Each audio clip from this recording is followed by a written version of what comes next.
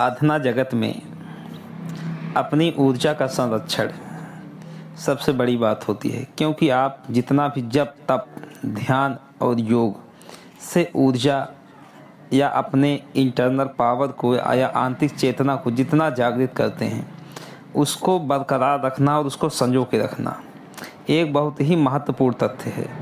क्योंकि आप जहाँ जितना एक इस प्रकार से आप समझ लीजिए कि जैसे आप एक धन कमाते हैं, तो धन को अगर सब आप खर्च ही कर देंगे तो आपके पास क्या बचेगा?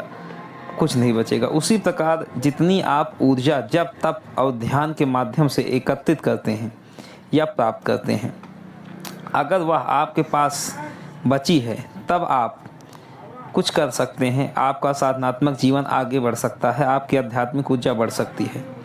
अगर वह जप तप की ऊर्जा आप संजो के ना रख सकें, आप अपने पास एकत्रित करके ना रख सकें और वह ऊर्जा कहीं व्यर्थ ही व्यय हो जाए या कोई आपकी ऊर्जा चुरा के ले जाए, तो आपका आध्यात्मिक स्तर बढ़ेगा, लेकिन उतनी अधिक तीव्रता के साथ नहीं बढ़ेगा जितनी अधिक आप मेहनत कर रहे हैं।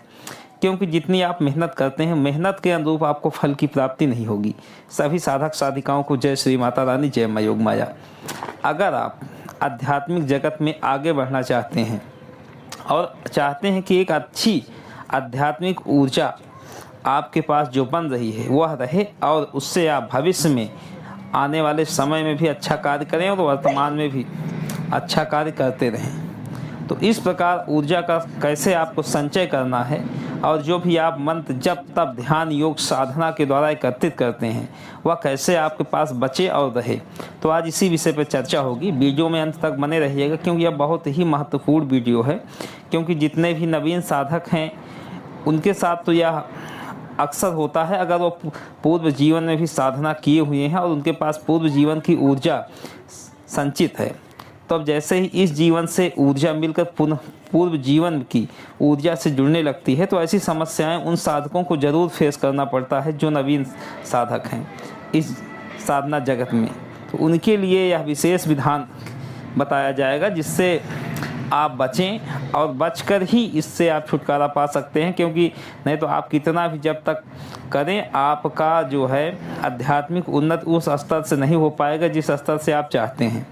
क्योंकि यह साधना जगत बहुत रहस्यों से भरा हुआ है और इस साधना जगत में आपकी ऊर्जा का संचय ही सबसे बड़ी बात होती है। तो ऊर्जा का संचय कैसे करना है आपको, और ऊर्जा आपकी चोरी कौन करता है, कैसे चुरा ले जाती हैं शक्तियाँ आपकी ऊर्जा को, तो इसी विषय पे आज चर्चा होगी। बहुत सारे साधकों के फ़ोन कॉल आए, जी करीब 2 महीने लगभग बीत रहे हैं, हमारा वीडियो नहीं आ पाया, समय का अभाव रहा इस वजह से। तो बहुत सारे साधकों के फ़ोन कॉल आए इस विषय पर कि गुरुजी हम इतना जप करते हैं, हमको कुछ फलीभूत नहीं होता है और हमारे साथ ऐसी ऐसी घटनाएं हो जाती हैं। तो प्रथम आप जान लीजिए आपके साथ कैसी घटनाएं घटेंगी जो आपका ऊर्जा की चोरी करेंगी या शक्तियां आपकी ऊर्जा को खींचेंगी। पहले ये जान लीजिए ऊर्जा कौन कौन सी शक्तियां लेती हैं।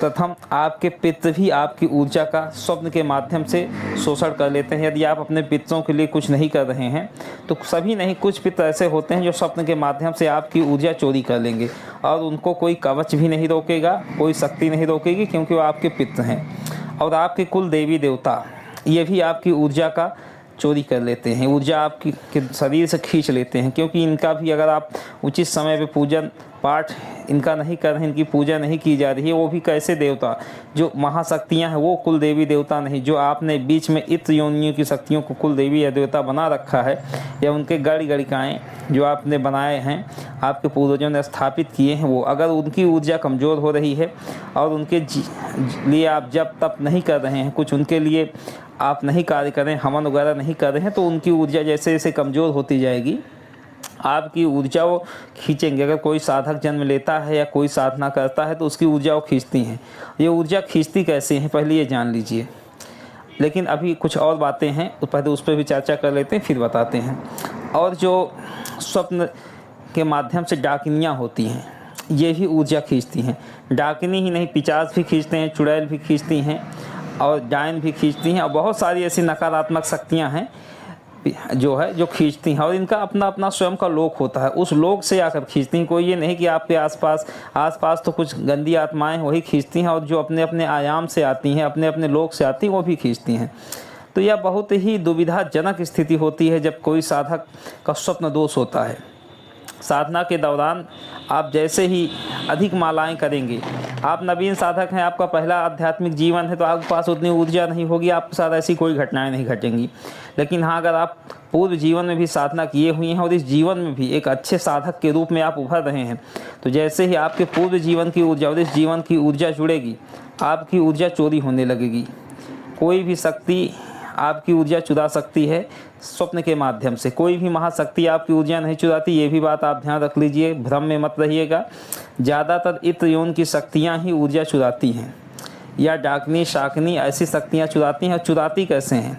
ज़रूरी नहीं है कि आपके साथ संभोग ही हो सकता है कुछ स्थितियों में संभोग भी होता हो, लेकिन विशेष भी परिस्थितियाँ होती हैं जिनमें संभोग नहीं होता। बिना संभोग की ही आपकी ऊर्जा चोरी हो जाती है। आपको किसी ने आवाज़ दिया, आपने उसको अपने कानों से श्रवण किया, उसके बाद आपके साथ ऐसी दिक्कत हो जाती है, आप प्रसन्न हैं, बहुत ज़्यादा प्रसन्न हो गए, आपके साथ स्वप्न दोष हो जाएगा, आपकी ऊर्जा क्षय हो जाएगी। आपको किसी ने स्वप्न में कुछ खाने पीने को दिया, आपने खा पी लिया, उसके बाद ऐसी स्थितियां हो जाएंगी। आप किसी के साथ स्वप्न में समागम करने लगे, उसके साथ ऐसी स्थितियां हो जाएंगी।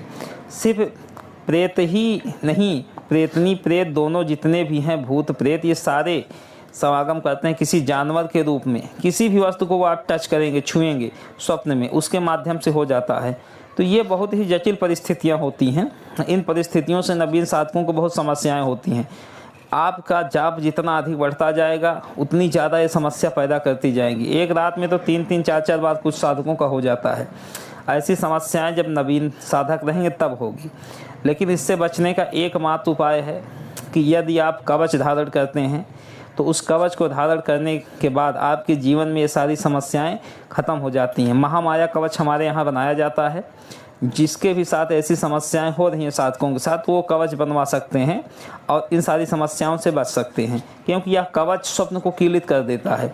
जब स्वप्न कीलन हो जाता है तो कोई भी शक्ति जो आपकी ऊर्जा चुराने के लिए, चाहे वो आपके कुल से संबंधित हो, आपके पितृ से संबंधित हो, या कोई भी किसी दूसरे लोग की डाकनी शाकनी पिचासनी या जो है चुड़ैल हो, कोई भी शक्ति स्वप्न में प्रवेश नहीं कर पाएगी और स्वप्न दोष नहीं होगा। जो भी साधक ऐसी समस्याओं से गुजर रहे हैं, जिनके साथ ऐसी समस्याएं हो रही हैं, वो ज़रूर संपर्क करें और अपने लिए एक कवच बनवा लें, जिससे ऐसी समस्याएं उनके साथ ना हो और उनका आध्यात्मिक जीवन अच्छे से चले। और जो भी मंत्र सिद्ध करें उसकी पूर्ण ऊर्जा उनके साथ बने और उनका आध्यात्मिक स्तर अच्छा हो जाए और उनके जीवन में आध्यात्मिक बदलाव आए। क्योंकि आध्यात्मिक बदलाव से ही भौतिक सुखों की प्राप्ति होती है। भौतिक जगत में कर्म करना जरूरी है, लेकिन अगर आपके पास आध्यात्मिक उन्नति है तो भौतिक उन्नति निश्चित ही होगी, इसमें कोई दो राय नहीं। यह जानकारी आपको कैसे लगी जरूर बताइएगा। तब तक के लिए सभी माँ के भक्तों को, सभी साधक साधिकाओं को जय श्री माता रानी, जय माँ योग माया।